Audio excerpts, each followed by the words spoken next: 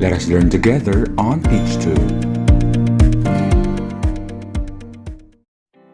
Hello everyone, my name is Serjan and today we'll learn about these words. There, and there.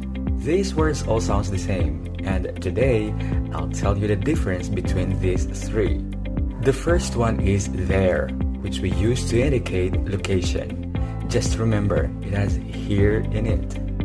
Here and there. For example, look over there. The second one is there. It is the contractive form of they are. It is used to describe more than one person with an adjective or a verb. For example, they are beautiful or they're beautiful. They are running or they're running. The last one is there. It is used to show possession for more than one person. For example, their house or their car.